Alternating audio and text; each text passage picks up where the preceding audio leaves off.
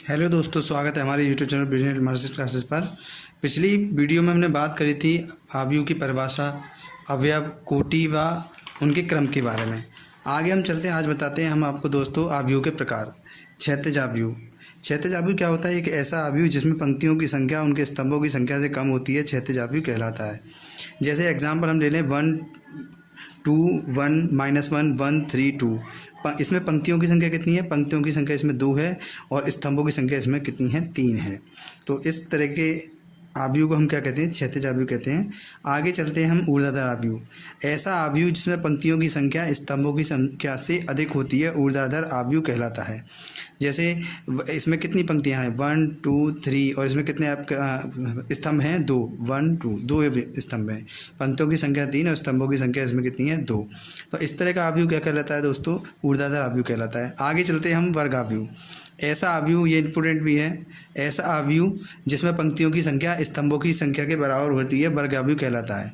जिसमें 2 ही स्तंभ हैं और 2 ही क्या हैं? पंक्तियां हैं। 2 स्तंभ और 2 पंक्तियां हैं, इस तरह के आव्यूह कहते हैं, वर्ग आव्यूह कहलाता है। आगे चलते हैं दोस्तों, अगला आता है हमारा पंक्ति आव्यूह अथवा पंक्ति सदिश भी कहते हैं। ऐसा आव्यूह जिसमें केवल एक ही पंक्ति होती है, पंक्ति आव्यूह अथवा पंक्ति सदिश कहलाता है। एग्जाम्पल के तौर पर एक इसमें यह है 1 0 -3 और ए, इसमें केवल एक ही पंक्ति है, इस वजह से हम इसको कहेंगे पंक्ति आव्यूह। अगला है दोस्तों हमारा स्तंभ आव्यूह अथवा स्तंभ सदिश। इसमें दोस्तों ऐसा आव्यूह जिसमें केवल एक ही स्तंभ होता है, स्तंभ आव्यूह या स्तंभ सदिश कहलाता है। इसमें केवल एक ही स्तंभ है। देखो 7 -8 ये इसके अवयव हैं और उसमें केवल एक ही स्तंभ है, स्तंभों की संख्या = 1 है। आगे चलते हैं दोस्तों, उसमें है शून्य अथवा रिक्त आव्यूह। शून्य मतलब जिस आव्यूह के सारे अवयव 0 हों उसको शून्य आव्यूह कहते हैं। जैसे इसमें ऐसा आव्यूह जिसका प्रत्येक अवयव शून्य होता है, शून्य अथवा रिक्त आव्यूह कहलाता है। जैसे इसमें ले लें, ये 2/2 का एक आव्यूह है जिसमें सारे अवयवों की संख्या कितनी है? 0 है। आगे चलते हैं इकाई अथवा तत्समक आव्यूह। ऐसा वर्ग आव्यूह जिसके मुख्य विकर्ण का प्रत्येक अवयव 1 तथा शेष सभी अवयव शून्य होते हैं, इकाई अथवा तत्समक आव्यूह कहलाता है। जैसे इसमें ले लें 2/2 का एक आव्यूह है जिसमें विकर्ण जो है, इसका जो विकर्ण है ये वाला इस 1 1 है, बाकी सारे एलिमेंट क्या है? इसमें 0 हैं। और इस वाले आव्यूह में लेके चलें तो ये क्या है? 1 1 है, बाकी सारे एलिमेंट क्या है? इसके 0 है, मतलब अवयव 0 है। ऐसा आव्यूह जो होता है एक इकाई आव्यूह कहते हैं। आगे चलते हैं दोस्तों विकर्ण आव्यूह। ऐसा वर्ग आव्यूह जिसके मुख्य विकर्ण के अवयवों के अतिरिक्त शेष सभी अवयव शून्य होते हैं, विकर्ण आव्यूह कहलाता है। जैसे मान लो ये वाला विकर्ण है, इनको छोड़कर बाकी जितने भी अवयव हैं इसमें वो क्या हैं? 0 हैं। ऐसा आव्यूह क्या कहलाता है? विकर्ण आव्यूह कहलाता है। आगे चलते हैं दोस्तों सदिश आव्यूह। सदिश आव्यूह क्या होता है?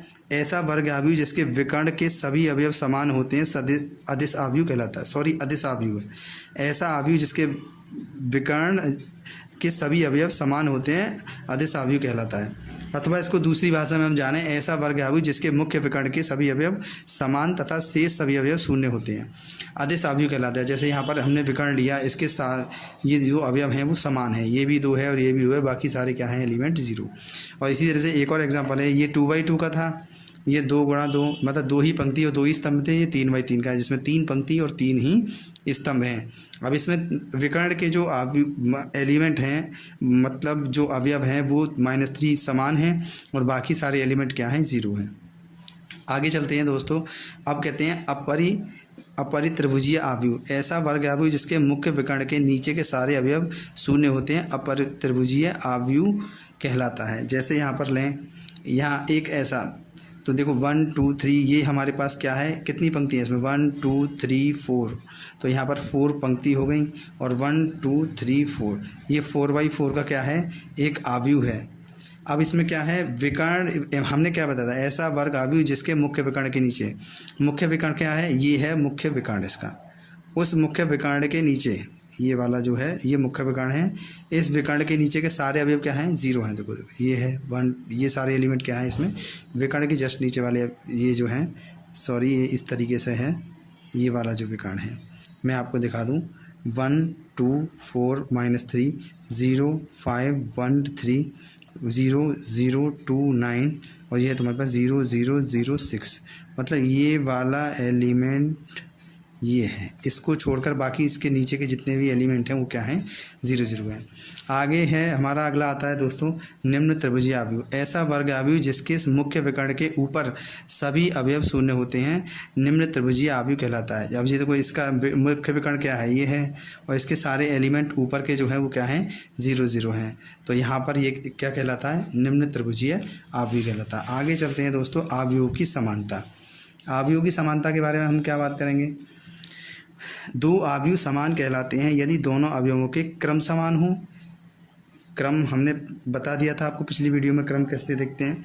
और अगला संगत अवयव बराबर हैं, संगत अवयव बराबर हैं। संगत अवयव माने जैसे एक एग्जांपल ले लें ABCD, और इसके यहाँ पर अगला दूसरा ले लें 2 3 4 5, तो संगत माने इसका A11 और इसका A11, ये क्या होनी चाहिए, बराबर होनी चाहिए। तो संगत आव्यूह बराबर। दूसरे शब्दों में हम कह सकते हैं दो आव्यूह AIJ M×N, ये इसका पंक्ति है, ये इसका स्तंभ है, तथा BIJ मतलब R×S समान कहलाते हैं यदि A में पंक्तियों की संख्या B में पंक्तियों की संख्या के बराबर हो।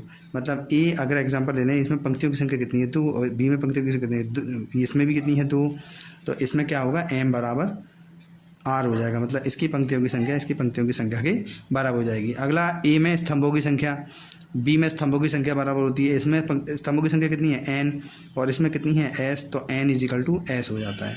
अगला आता है A का IJ अवयव। IJ हमने बताया था A11 ये I होता है और ये J होता है, इसको हम I कहते हैं और इसको हम J कहते हैं। तो इसका IJ जो अवयव है उसके दूसरे वाले अवयव के IJ वाले पद के IJ वाले अवयव के बराबर होता है। ठीक है दोस्तों, अगले चलते हैं हम अवयवों का योग। यदि A तथा B समान क्रम के दो अवयव हैं, समान क्रम माने उनकी कोटि या क्रम दोनों समान होते हैं, 2/2 का अवयव दूसरा भी 2/2 का अवयव है, तो उनका योग A + B अगर उनको जोड़ा जाए उसी क्रम का एक ऐसा अवयव होता है जो A तथा B के संगत अवयवों को जोड़ने पर प्राप्त होता है। संगत अवयव हमने अभी बताए थे आपको ऊपर। अब यहाँ पर क्या जोड़ते किस तरीके से हैं। अब ये हमारा A अवयव है एक और दूसरा B अवयव है, तो सबसे पहले इसका क्या देखना पड़ेगा, हमें क्रम देखना पड़ेगा कोटि। तो ये 2/3 का अवयव है और ये भी 2/3 का अवयव है। संगत अवयव माने इसका ये वाला एलिमेंट A11 उसके A11 के = जुड़ता है, तो यहाँ पर कितना होगा 1 + 6 7 हो जाता है। इसका A12 मतलब पहली पंक्ति का दूसरा स्तंभ, ये भी पहली पंक्ति का दूसरा स्तंभ है। इस तरीके से हमने सारे एलिमेंट जोड़ दिए, तो यहाँ पर बस A + B आ गया। अब ये जो अवयव हमारे पास बन के आया A2 × 3 और ये वाला, तो ये हमारे पास क्या कहलाया A यहाँ पर पहुँचा ये, और B हमारे पास कितना मिला, ये मिला। तो ये 3/3 कोटि का मिल गया। इसी तरह से एक और एग्जाम्पल ले लिया हमने। अब इस तरीके से यहाँ तो योग संभव हो गया, तो उसको हमने जोड़ के दिखा दिया, इसका जोड़ ये आ गया। अब दूसरा हम एग्जांपल लेते हैं, एक अवयव हमने 2/3 का लिया और एक अवयव हमने 3/3 का लिया, तो इनका योग संभव नहीं है क्योंकि क्रम समान नहीं है। इसका क्रम कितना है 2 × 3, इसका क्रम कितना है 3 × 3, तो इस तरीके के अवयव का जोड़ संभव